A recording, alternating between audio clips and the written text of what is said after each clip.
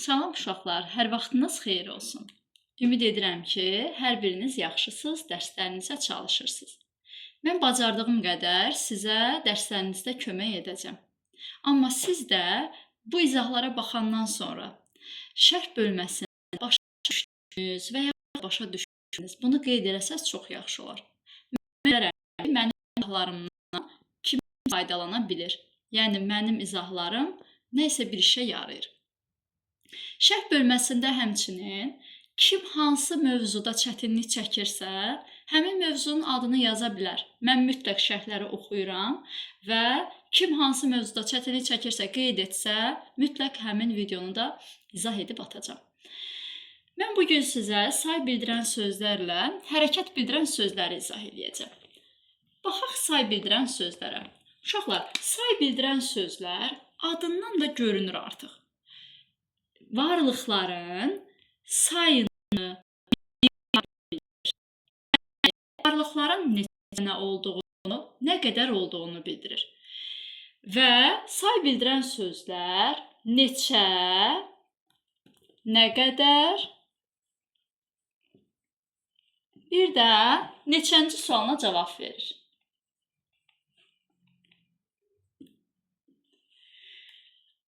Baxın uşaqlar, hansı saya hansı sualı vermək lazımdır? Bəzən uşaqlar neçə ilə nə qədər də qarışdırırlar. Baxın, əgər sizə verilən say, yəni miqdar bildirən söz dəqiq say bildirirsə, yəni konkret siz həmin sayı rəqəmə çevirə bilirsinizsə, məsələn 1. 1 deyəndə mən bunu rəqəmlə yaza bilirəm, düzdür? Demək ki, mən bunu neçə sualı verməliyəm? 1, neçə, məsələn 10. 10 rəqəmə çevrilir. Demək ki, buna neçə sualını verəcəyik? Rəqəmlə yaza bilirik. Daha sonra, məsələn, deyirəm 55. 55-i də rəqəmlə göstərə bilirik. Demək ki, rəqəmlə göstərə biləcəyimiz saylara neçə sualını verəcəyik? Daha sonra sayların içərisində bəzi saylar var ki, onları rəqəmlə göstərmək mümkün deyil. Dəqiq sayı bilinmir. Məsələn, az, çox, xeyli, biraz, bir çox, yüzlərlə, minlərlə, minlərcə artırmaq olar bu cərgəni. Baxın, biz burada az, azı hansısa rəqəmə çevirə bilmirik. Çox, hansısa dəqiq bir rəqəm deyə bilmirik. Sadəcə olaraq bunların miqdarını dəqiq bilmirik də, təxmini bilirik. Ona görə də bunlara neçə sualını vermək olmaz. Az, çox, xeyli, biraz, bir çox, yüzlərlə, minlərlə, yüzlərcə, onlarla bu kimi sayları rəqəmə çevirə bilmirsiniz deyə bunlara mütləq nə qədər sualını verəcəyik. Bir də bəzi saylar var ki dilimizdə, onlar əşyanın sırasını bildirir. Və ıncı, inci, uncu, üncü şəkilçisi ilə düzəlir. Baxın, həmin sayların sonunda biz ıncı, inci, uncu, üncü şəkilçilərini görürük. Məsələn, birinci, üçüncü, yeddinci,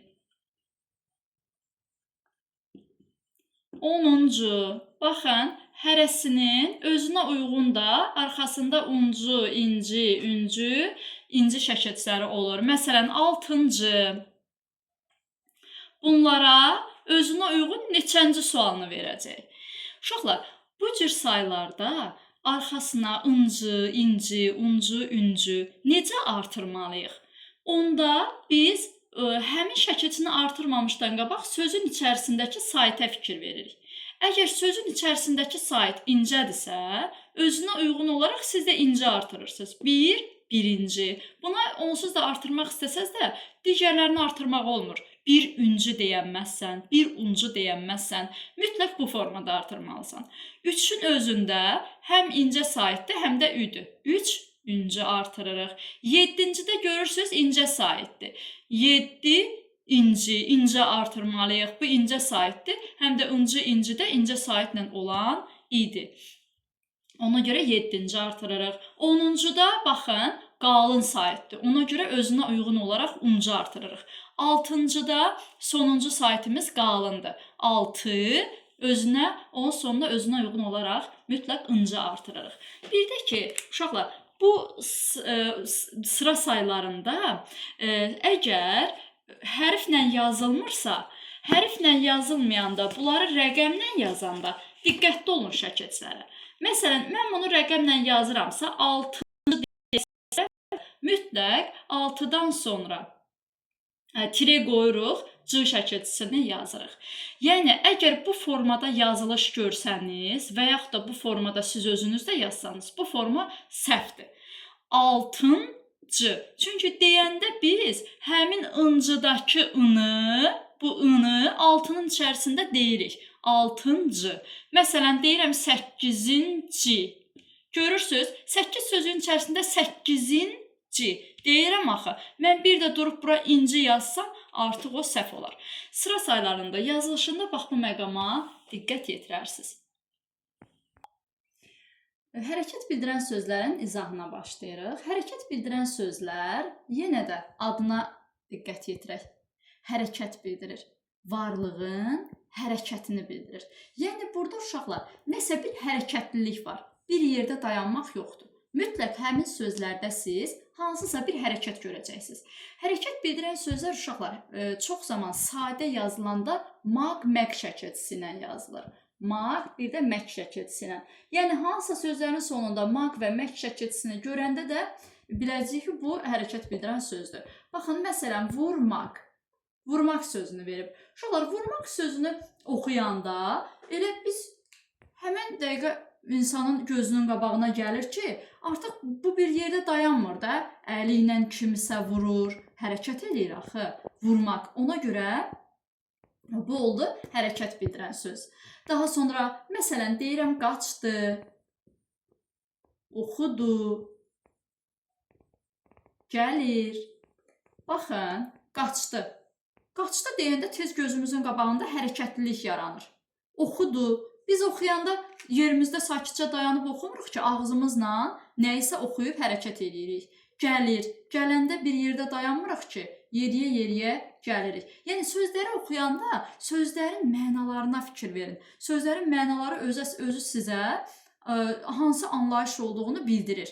Bir də hərəkət bildirən sözlərin uşaqlar sualları nə etmək, bax bu maq-məq şəkilçisinə əsasən nə etmək sualı var, nə etdi, nə edir, bir də nə edir, bir də nə edəcək sualı var. Bunlar da uşaqlar sözlərə özünə uyğun verilir. Yəni, mən ürəyim istəyir bu sözə bu cür sual verirəm, yox. Elə deyil. Hər sözün özünə uyğun sualını veririk. Baxın, məsələn, nə etmək? Deyəcəm ki, gəlmək. Gəlmək. Baxın, sonunda mək var, düzdürmü? Mən buna deyə bilmərəm ki, gəlmək nə etdi? Gəlmək nə edir? Gəlmək nə edəcək?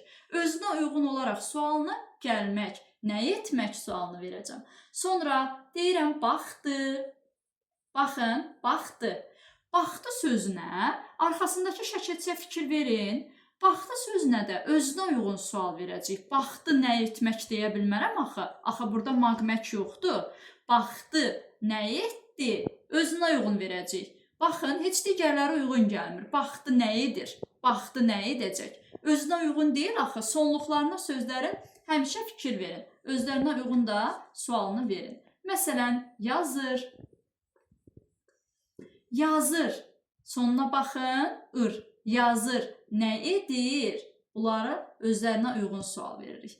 Yazır nə edəcək? Yazır nə etdi? Deyə bilmərik. Daha sonra, məsələn, güləcək. Güləcək. Güləcək də deyəndə yenə də öz sonluğuna fikir veririk. Güləcək. Nə edəcək? Digərlərini yerinə qoyub yoxlasaz da görəcəksiniz ki, digər suallarla mümkün deyil ki, digər sualları verəsən. Ona görə də sözlərin həmişə hərəkət bildirdiyini tapdınızmı? Sonra sualını verməmişdən öncə sonundakı şəkilçilərə fikir verin. Özünə uyğun da sualını verin. Bir də uşaqlar, hərəkət bildirən sözlər bir təsdiqdə ola bilir, bir də inkarda ola bilir. Təsdiqdə və inkarda olmağı da tapmaq rahatdır. Təsdiqdə o deməkdir ki, baxın, təsdiq o deməkdir ki, bir işin görüldüyünü, yəni bir işin yerinə yetirildiyini bildirir. Məsələn, deyirəm ki, yaz, gəlir, oxuyacaq. Baxın, burada mən dediyim bu sözlərdə yaz, yəni bir işi yerinə yetir. Yaz, bu işi et. Gəlir, yəni gəlir, bu işi yerinə yetirir. Oxuyacaq. Oxuyacaq da bu da təsdiqdədir. Çünki burada da işin yerinə yetirildiyini göstərir. Bir də hərəkət bildirən sözlər inkarda olur uşaqlar. İnkarda o deməkdir ki, inkar edir. Yəni bu işi görmədiyini bildirir. Bu işi yerinə yetirmədiyini bildirir. İnkarın isə öz şəkilçisi var. Arxasına sözlərin ma, mə şəkilçisi qoyularaq düzəlir. Məsələn, yaz, yazma. Bayaq deyirdim, bu işi gör. Sən yazını yaz. İndi icazə vermirəm. Deyirəm, sən yazını yazma. Gəlir. İndi baxın, burada sonunda heç bir şəkilçi yox idi, amma bu arxasında şəkilçisi var. Gəlir. Bunu siz arxasındakını atıb gəlmə yaza bilməzsiniz. Özünə uyğun qoyacaqsınız. Gəlir, olacaq gəlmir. Burada m-nın yanındakı a şəkilçisi düşdü, çünki burada bir dənə də i saiti var. Ona görə olur gəlmir. Baxın, görün, heç biz bura ma yazsaq uyğun olar, gəlmair olar, xeyr. Ona görə buradakı a saiti düşür, m gəlir, çünki burada i özü var. Sonra oxuyacaq, yenə də özünə uyğun olaraq arxasındakını atmıram. Oxuyacaq, olur, oxumayacaq. Oxumayacaq, yəni bu işi görməyəcək. Bir də uşaqlar, bəzi sözlər var ki, o sözlərin sonunda maq-məklə yazılır. Məsələn, deyirəm ki, baxmaq. Baxmaq verəndə siz onu inkarda işlətmək üçün arxasındakı mağı atırsınız. Baxmaq olur baxma. Bax, baxma. Bax, bu formada yazırsınız.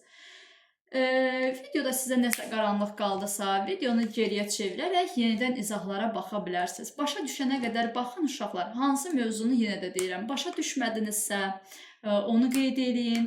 Mənim əgər izahlarım sizə köməyi olursa, anlayırsınızsa, onu da başa düşdüyünüzü rəylərdə qeyd eləsəz çox sevinərəm.